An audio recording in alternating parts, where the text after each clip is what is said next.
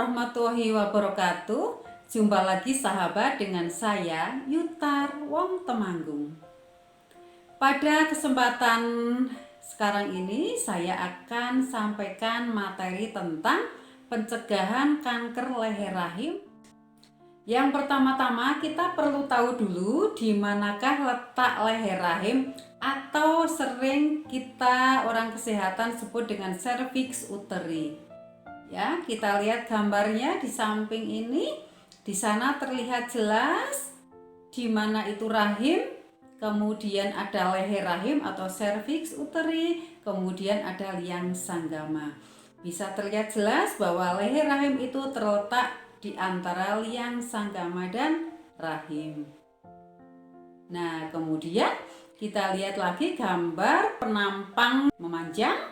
Ya, di sana terlihat jelas bahwa organ kewanitaan itu di sana ada gambar indung telur, ada badan rahim, ada leher rahim atau serviks, dan ada liang sanggama atau vagina.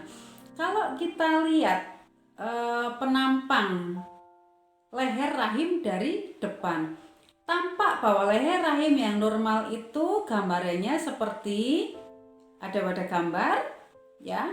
Kalau secara sekilas itu seperti buah apel yang terbalik, yang mulus, ya, tidak ada benjolan, ya, tidak ada luka, gitu. Kemudian kalau kita melihat di gambar kanan bawah, kita akan melihat seperti itulah gambaran dari kanker leher rahim. Ini beberapa gambaran stadium dari kanker leher rahim, ya. Dari stadium 1A awal, 1B akhir, dan stadium 2B. Ya. Kalau kita melihat dari stadium 1A itu baru terbatas pada leher rahim, ya, bagian bawah. Kemudian semakin invasi ke sekitarnya, dan pada stadium 2B itu sudah sampai pada tahap keluar dari rahim. Ada satu hal yang perlu kita pahami dan perlu kita ketahui, ini sepertinya sebenarnya berita gembira, ya, bahwa sesungguhnya satu-satunya kanker pada wanita yang bisa dicegah adalah kanker leher rahim. Sahabat semua, kita lihat di sebelah kita ada gambaran jagung. Kalau kita lihat di sebelah bahwa ada jagung yang mulus atau ada jagung yang busuk, ya, mungkin dimakan ulat. Nah, ibarat jagung, kalau kita kepingin tahu bahwa jagung ini bagus atau jagung ini dimakan ulat, maka kita harus membuka bungkusnya, kita harus membuka kulitnya. Begitu juga dengan wanita. Kalau kita ingin tahu apakah rahim kita itu terinfeksi HPV, kemudian terjadi lesi prakanker atau tidak, atau ada kanker serviks atau tidak, maka harus dibuka. Nah, bagaimana membukanya? Kita serahkan kepada teman-teman petugas kesehatan. Ada bidan, ada dokter yang sudah terlatih untuk melakukan pemeriksaan. Tes IVA ini menggunakan larutan asam asetat 3-5%.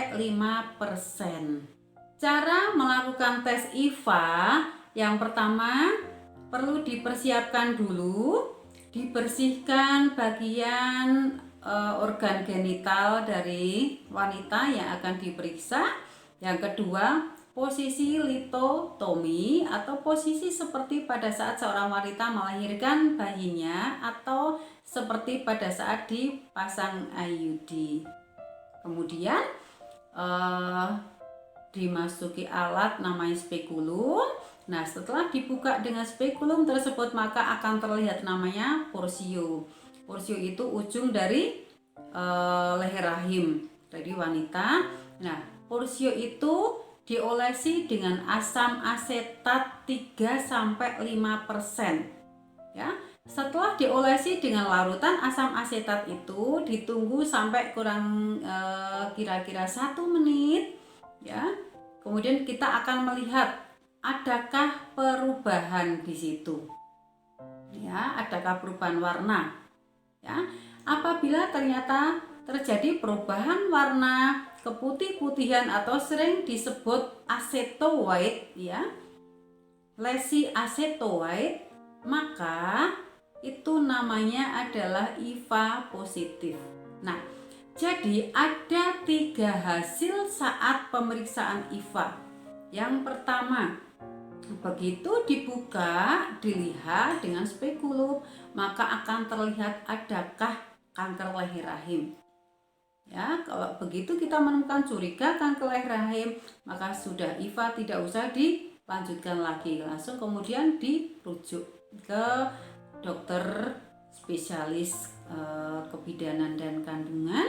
Nah, kemudian yang kedua adalah setelah diolesi dengan larutan asam asetat, setelah ditunggu 1 menit, apakah timbul lesi acetoaid?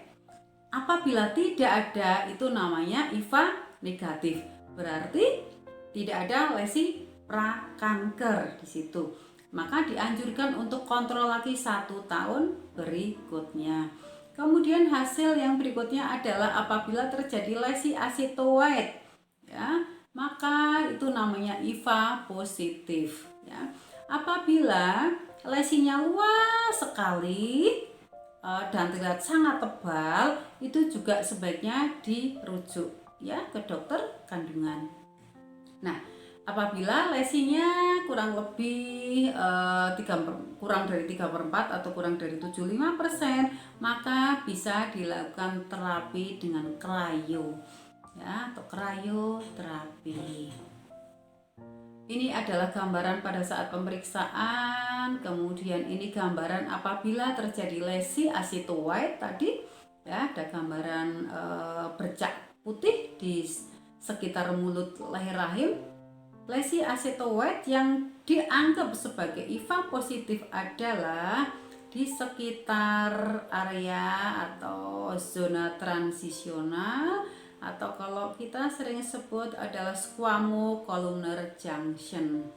Kalau tadi hasilnya IVA positif dengan lesi kurang dari 75%, maka diberikan konseling untuk krioterapi, dan kalau setuju maka bisa dilakukan krioterapi. Krioterapi itu adalah terapi dengan membekukan, ya, membekukan dari porsio yang lesi tersebut supaya pada akhirnya nanti menjadi beku dan menjadi luruh. Siapa saja yang harus menjalani tes IVA? Yang pertama adalah pada wanita yang sudah melakukan aktivitas seksual sebelum usia 17 tahun. Berganti-ganti pasangan seksual, terpapar infeksi menular seksual, ibu atau saudara perempuan yang memiliki kanker serviks.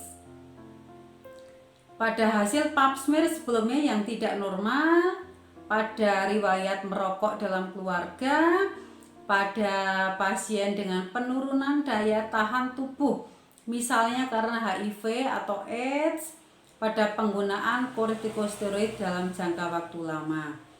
Pada dasarnya atau pada prinsipnya adalah bahwa semua wanita usia 30 sampai 50 tahun yang pernah berhubungan seksual itu sebaiknya melakukan deteksi dini kanker leher rahim, baik itu dengan pap smear maupun dengan IVA. Kenapa IVA? Karena IVA ini dapat dilakukan di banyak tempat pelayanan. Hampir semua puskesmas dapat melayani tes IVA ini. Tes IVA ini pun praktis dan lebih cepat mendapatkan hasilnya dengan biaya yang lebih murah juga. Dengan dilakukannya deteksi dini kanker leher rahim ini, baik dengan pap smear ataupun dengan IVA, diharapkan banyak wanita yang terselamatkan dari menderita kanker leher rahim. Baik sahabat semua, ini yang bisa saya sampaikan tentang pencegahan atau deteksi dini kanker leher rahim. Semoga bermanfaat. Salam sehat untuk kita semuanya. Assalamualaikum warahmatullahi wabarakatuh. dijempol, di like, lan dibagikan ke teman-teman biar bermanfaat.